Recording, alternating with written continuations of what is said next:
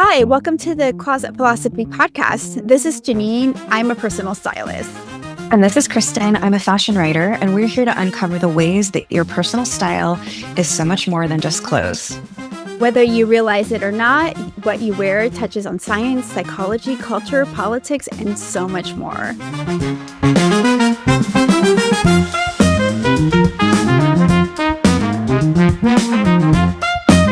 Hi, Kristen.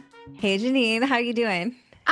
Doing good. I'm doing good. It's like the start of the year. And so I have to tell you a story. So, you know how we've been talking about overconsumption and how I was like overconsuming with my thrifting, and I was like spending like $900 a month on thrifted clothes, basically. Well, a part of my process for getting out of that or just stopping that habit was I initially thought I was going to do a no buy and just, you know, leave my clothes the way it was. But I figured if I created something that would not be deprivation, that would be like replacing like consumption with something else. And so I created parameters or guardrails for my style, and that was the 40-piece wardrobe ecosystem. And that was really kind of like I didn't realize like how much that would impact my style until I started using it. And I'm actually kind of blown away by how much like setting limitations on my style really helps me to define it. Wow, that's really cool. That's really cool. So, and Yeah. it's cool that I like that idea that you are not just feeling like you're taking away, like you're not just feeling like you're starving yourself for shopping or whatever. You're Mhm. adding something in, you're getting this like spark of creativity, it sounds like, Mhm. from because of these parameters. Yeah, it's a creative challenge, right? And so, Yeah. and then, but at the same time, it's not just a creative challenge. It's like repeating like the same pieces over and over again, but in different ways. Like, how can I wear this differently? That has really like helped me to become more creative. And it got me thinking that, you know, this kind of idea that more is more, to be Mm. a maximalist, to have more stuff is going to make your wardrobe better. I don't think that's true. Yeah. Yeah, no. I mean, I think that we prove that to be untrue over and over in our own closets, and we just don't really want to believe it because you just really have that desire for more stuff. I mean, maybe I should just speak for myself, but like it's never helped to just have more stuff because it just leads to overcrowding and confusion and and like frustration. I might try your approach. I'm The 40, thinking the because V40. yeah, I might try it because we are on a no shopping few months right now because well, this is another story, but we're having a deck built on the back of our house and it has gotten way out of control budget wise. Like we actually had to have the workers like stop working because we got this invoice and we were like, what is happening? Like it's gotten way out of control. Anyway, Oh you know, no. contractors, anyone who's ever worked with contractors knows that it can be really, really like frustrating and at times shocking when it comes to the invoices. But Yeah. yeah. But so we're not doing any other shopping. We're only shopping for finishing our deck for the next few months. And so I need to get creative with my wardrobe. And you know, truth be told, I have enough stuff in my closet. So I think it'd be fun. I think it'd be a fun thing to do to work on styling. I don't really focus on styling as much as I wish I did sometimes. I just, Mm. like we talked about before, I'm kind of a one and done kind of a gal. But I think it'd be fun to exercise those creative muscles a little bit more and do some styling. Yeah. Yeah. Well, okay. So this is like the thing that I think that's awesome. And I would love to hear like how it works for you. But at the same time, like like this is not like a new phenomenon. And this is not a phenomenon that exists purely in style either. So across like Right. different creative disciplines, from everything like having like a limited color palette. Anybody who's taken an art class knows that, Mhm. there are different color stories that happen in paintings because like artists use like specific limited palettes like when they paint. And then also, like with like graphic design, like I was always taught don't use more than three different typefaces, just really limiting the number of typefaces so you don't have it's not like all over the place, and you create like order and like clarity. And then also, with like film, when people talk about the directors as like auteurs, as like people who create like not just like a story, but they create a world, and that world exists from film to film to film, like Wes Anderson, Sofia Mhm. Coppola. Like you can watch a Sofia Coppola and you would know that she was the director, no matter if you're watching Lost in Translation or, Marie Antoinette, which are wildly different genres, right? But they Yeah. still have that same kind of vibe to them. And that exists from, limiting your choices. Yeah. Yeah. And I think it's also sort of you could look at it as leaning into what's working. Like Hmm. you have, like, if you're looking at your wardrobe and you're picking out 50, 40 pieces, you're going to pick out the ones that you love, that you like know have worked in the past Hmm. and you think might work together again. Like that's the same with anything. Like if something starts to work for you, you're going to lean into it. And it just Hmm. makes sense to put those guardrails on.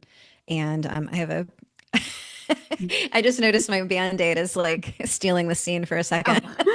it's a pattern being. Well, you do really well with patterns, and so for Yeah. you, like your thing will be everything like has a pattern, and so that's part of your style, right? And Yeah. and you have like really similar silhouettes that you use from like outfit to outfit to outfit, and it's just about like identifying what those things are, and then also going like, oh, okay, so now I know like maybe I shouldn't buy, a pair of knickerbockers because like it's not really my style, right? Or Yeah. maybe I Yeah. should skip like XYZ trend, like, they had like the wide leg pants and now it's like the cigarette pants are in, and like now it's, the knickerbockers and or they're calling them capris, but they're really knickerbockers. Is Um, knickerbocker the full word? Isn't knickerbocker like a some kind of guard or something in I don't no, like it sounds like a knickerbockers are military term. I thought they're they were like just called the knickers. pants knickers. Well, they are It's called short for knickerbocker. knickers. Yeah, it's short for knickerbocker. And Oh, then also the reason why I say knickerbocker, because for those of people who are on the other side of the Atlantic, knickers are underwear. right. Right. Yeah, so So, oh, so you're saying you're not shortening it. Knickerbocker was the full. Okay, that's yeah, interesting. yeah. So Okay. anyway, so but Anyway, like which ones to avoid and which ones to investigate, right? And right. so and I think this is all about creating your personal brand. And so it's like so you become like identifiable to other people or even like to yourself. It's like really identifying who you are and knowing who you are, and that shines through in your style.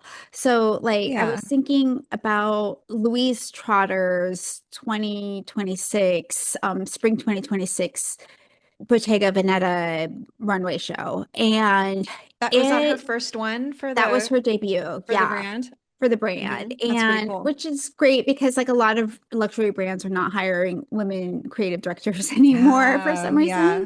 So I really wanted to focus in on her because this particular collection was brilliant in itself, just because, Bottega really their whole brand is about the woven leather piece, hmm and like hmm weaving leather is like what they're known for. And what she created was so many different iterations of like woven leather, which was like completely like really creative, working within that parameter, and also really innovative. Like she created like a woven leather trench coat. She did a woven leather sweater.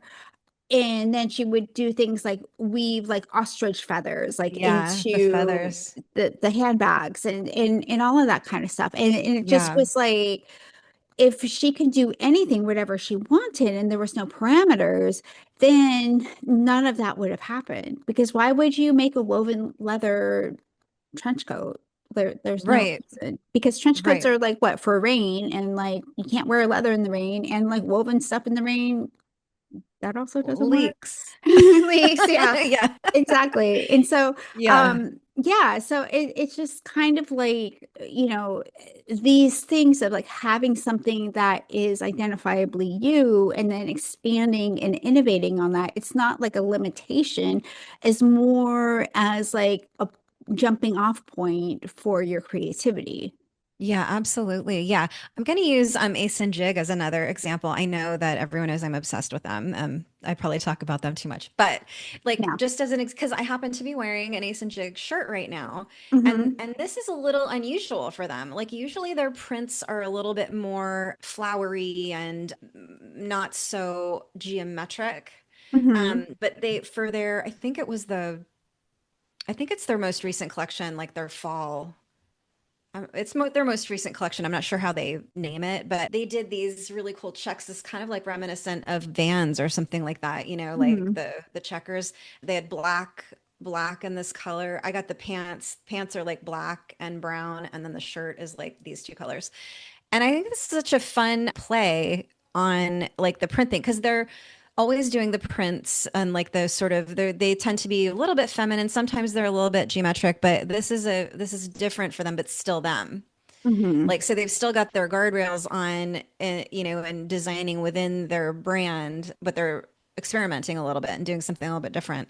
So yeah, I really like thinking about it that way because it can, like you said before, it can create something new and, fun and creative when you have those limitations.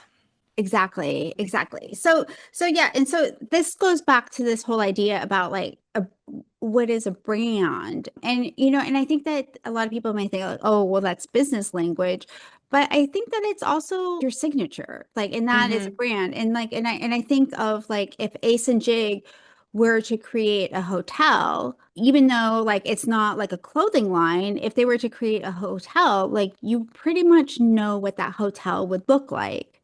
Yeah. Right? Yeah, Yeah. absolutely. Yeah, that just reminds me of Kelly Wearstler. She has such an identifiable interior design style. And then she did clothing like really for like a minute. I wish she did more because I love her style. But it was identifiable as Kelly Wearstler, and she's done hotels, which makes sense because Mhm. she's interior. Well, But Iris Apfel was an interior designer, and oh yeah, yeah, and then she became known for her personal style. exactly. So, Yes. so this is like the whole thing about creativity is that a lot of times creativity, like the principles really apply across disciplines. And Hmm. sometimes it's like really interesting when you have like your set parameters and your set limitations because you understand your creative process, like how it can apply in other aspects of your life. And this is what I was like really kind of like understanding, or really kind of came into a Like came into realization, like a focus. deep Yeah. understanding of focus. When I focused Hmm. my wardrobe down to 40 pieces, like Hmm. which of those 40 pieces, and I ended up giving away, like I got rid, like I still have a whole closet full of coats I need to go through, but I got rid of like 7, 8 garbage bags full of Oh, clothes. you did? Did you donate them? Yes, I did. And I Wow. still have 3 large bins, like those large bins, the biggest ones that they have, plastic bins, the Oh my storage God. ones, full of clothes. And so, Whoa. so I still have quite a lot, but at the same time, it was like just being really, pragmatic and real, like making decisions as to what I was going to keep and what I was not going to keep. And so, Yeah. and ironically, Yeah. it was like I, I have like this neighbor who, well, she has like this storage unit, and my storage unit is next to her storage unit, and so she's like renting it out to someone, and like that person, it's just full of stuff. And Mm. and it just is like, and it made me realize like when I was like had that stuff, and then when I was clearing out my things, that like stuff accumulates because you have this fear of deciding. Oh yeah. And Yeah. then so it's like making that choice, and you don't trust yourself to make that choice, or you don't know yourself well enough to choose well. Yeah. Yeah. And yeah, it's really hard. It reminds me of when I had to go through my mother-in-law's stuff after she passed away. Hmm. And she had already cleaned out her house that she used to live in to come live with us. So she had already pared down significantly.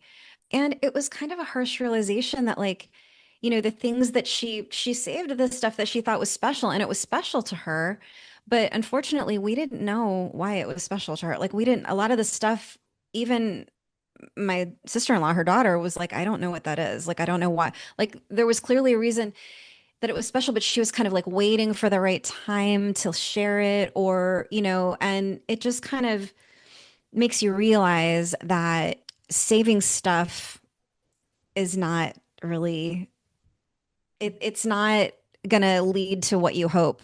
Probably. Like it's not going to lead to this time when someone's going to be like, "Oh, look at this amazing thing. I'm so glad she saved it." Like Yeah. it's probably going to end up unfortunately being donated. So you know, there's so much benefit to offloading it because it's taking up space in your brain, and it's also creating like stuff for your kids to deal with later. Like it's Hmm. just it was a big lesson learned. Not that I've purged enough at this point, but it did help me purge a little bit, more than than I would have otherwise. Yeah. Yeah. And I think that is like really coming down to like clarity on what your priorities are. And Hmm. so when I cleared out my closet and had decided on my 40 pieces, my priorities were clothes that I could live in, clothes Hmm. that I could wear. And, San Francisco is a really casual city, so it doesn't really make sense for me to wear some things that are a bit more formal, right? Right. So it's like things that have to work in the context of casual culture and also, but doesn't make me feel like a big like slob. And so it's like, okay, so like a crisp pair of jeans, like like a sweater, a button-down shirt, like and these types of things, like worn in very casual ways.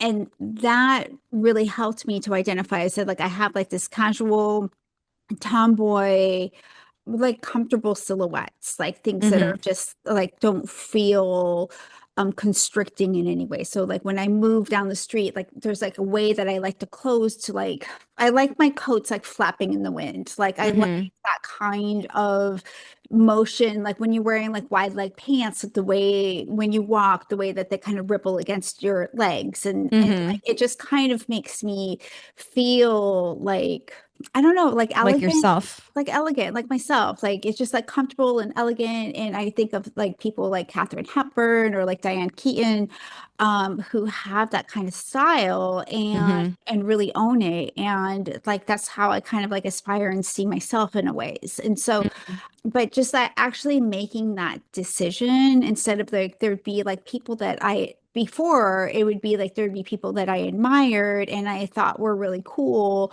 and I wanted to wear clothes that are like them, like some Instagram creators who wear like really colorful things and like really Hmm. bold silhouettes and just like really creative maximalists and stuff. Even like Beth Jones, she Hmm. is a really great creator who thrifts a lot and has this really maximalist style, and I really admire that. But like for me to put it on, like it doesn't make sense in my life. Like it doesn't Right. make sense for who I am, and I don't feel comfortable wearing, cocktail dress shirts or some of the other things that she wears. And so I think that it's just knowing yourself as to what you feel comfortable in is and being okay with that and saying like, okay, like I Yeah. don't have anything to prove. Like, Yeah. and that was like a big thing for me because I felt like I had to like look interesting or be interesting in order to have like value as a person. Right, right. And as a stylist, you might have that might have come into play even more. Like, well, if I'm a stylist, then I have to be like bold and make an entrance and, have a certain kind of impactful style. And your style is impactful anyway, but sounds like it feels more you now Yeah, and it's a lot than more it did subtle. before. And so, but Yeah. even so, it's like almost every time I leave the house, like some stranger compliments my outfit. Like, and it's like a regular thing. So like even though like in Instagram world, like maybe I don't have the most interesting style because it's not crazy, but like in real life, like it stands out. Yeah. And but it doesn't make me uncomfortable. It's like it's not Right. unreal. It's like realistic. It's such a nice place to be, like a nice realization to have. It's just like it makes everything easier, I would imagine. Yeah. Yeah, it does. And also like when you feel comfortable being in your style and knowing that it looks good and you like it and you feel like you can make the decision to, decide like this is not for me and this is for me, to make that decision and then be okay with that and not feeling like you have to be something extra, like Hmm. that does something to your confidence. Yeah. Yeah, And because it's like you made a choice and you stuck with it and you were cool with it. I have always had that problem where I'm like I choose this thing that I buy something that I really like that is but it's maybe it's unusual in some way, but it really feels like me. But when I get it home, I like lose the confidence. Like I think like, oh, what was I thinking? Like what a weird thing to buy. Or I do it less now that I'm older, but I used to do it a lot and it was sit in my closet. But then like maybe a year or so later, I'd end up like wearing it all the time when it like settled in into my brain that like, oh, it is actually a cool thing that is really you that you bought. Yeah, it's hard to trust yourself sometimes. yeah, it is. And it's definitely like a skill, like learning to trust yourself. And Yeah. once you develop that skill, it's like, okay, then you can make decisions like, getting those investment pieces. Because like if as long as you're not trusting yourself, like getting things like investment pieces and spending real money on your pieces doesn't make sense. Yeah, it's going to be a scary endeavor because you're going to end up spending hundreds of dollars on something that you never wear. It doesn't feel like you at all. Yeah, Yeah. exactly. And when I wasn't trusting and when I was trying to be somebody else, I would literally spend like tons of money on things that I would just never wear. Like this Hmm. neon green dress, like I never wear that neon green dress. It's not, that color doesn't even look good on me. I don't know what I was thinking. I bought it. Like it was just, I just thought like, oh, I want to be seen. I want to be noticed, maybe get some likes on Instagram. I don't know. Um, and Yeah. and it's not really me. And so, Yeah. And another so thing about this approach that you've mentioned before is that you end up spending so much less money. Like it takes the consumerism out of your brain because you're not kind of like, oh, I need to buy more and more and more things to make good outfits because I don't have the right things that go together that feel good on me or whatever. Like it takes that you end up spending way less money and having way better style. yeah, that's the thing. It's like since I started to put together my We 40, like I bought like two things in 3 months. Nice. Well, I did buy rain pants, but that's different. That's like not a wardrobe thing. Yeah, It was doesn't raining a count. lot and I needed to walk in the rain. So Yeah, it's that like doesn't count. this doesn't count. That's just sheer But practicality. sheer practicality. Yeah. So Yeah. that's like for like fitness and stuff. But at the same time, like, so here's the thing about having the confidence to say no or to make that decision. Really think about it, but don't think too much about it. Like, Hmm. be really honest with yourself. Like, honestly, like, what clothes do you feel the best in? Like, what clothes do you feel most like yourself in? And, I mean, they may or may not be like what's on trend. They may or may not be like the thing that everybody else likes. And having that confidence to make that decision anyway. Yeah. is really going to do something for you. And it's going to give you this sense of confidence, like this underlying confidence in your vibe, in your energy. And that's really the thing that people clock. And I cannot say this enough because like like you think about like people like Jane Birkin in her like button-down shirts and jeans, like she's just wearing that and everybody so like, oh, like she's so chic. And but like if somebody else was to wear it, it's not chic, right? It's boring, Hmm. right? And why is that? It's because Yeah. she has that energy, that confidence in Yeah. herself. Yeah. Fell down that rabbit hole sort of that you were talking about trying to wear like the colorful and the bright and the wild stuff, but sort of in the opposite direction because I'm like a little bit more comfortable with the colorful and not necessarily super wild, but like I like a lot of color and pattern and prints and stuff. But I thought for some reason that I needed it to be more like Jenna Lyons style or oh the French Vogue editor. Emmanuel Alt. Yes. Yeah. She was on my all my Pinterest boards and like I had an actual bulletin board that I had all of these pictures of her up there. And but that's not my style. I just thought she was so chic because she was so understated and Well, she um is. yeah, and she is. Yeah, she absolutely is, but it's not my style. It's not my style. So Yeah, it's forcing myself into that didn't work at all. It didn't feel yeah. comfortable. I mean, it makes sense if you are French and you live in France. Like if you live in Paris, like that style makes total sense.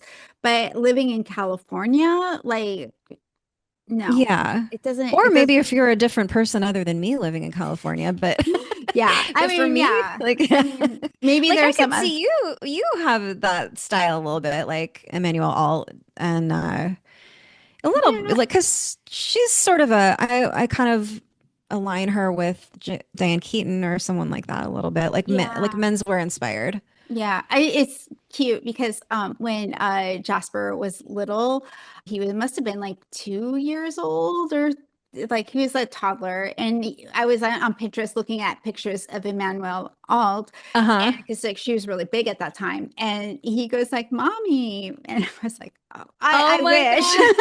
That is so I wish. cute. So But he like recognized your style. maybe I Yeah, don't that is know. so cute. Yeah. So, yeah, but I've always been like, even when I was like because I feel like my style is like, even though like I'm born and raised in California, like even when I lived in, like I grew up in Southern California, even there are people who are like SoCal and they're like SoCal and vibe. Like my brother is like SoCal and vibe. Like he's got the skater aesthetic with the like Hmm. the wallet chain and the Vans Oh, hats really? and like and all and the tattoos and all of that stuff. And then there's like people who like for some reason they seem like they're from the East Coast or something. And and then I have like this kind of more East Coast style than I do a West Coast style, but I don't know why. Yeah, And so that's interesting. that's That's that. interesting. Yeah, I have to give a shout out to my book club member, Jenny Ottinger, who's also an amazing artist. Her style, she's like an Eddie Bauer girl. Like she's preppy. Uh, Like she's preppy till the end. And, she's lived in the San Francisco Bay Area for I don't know how long exactly, but more than 20 years, I think. And that is just her. And if she dressed any other way, it would be weird, you yeah. know?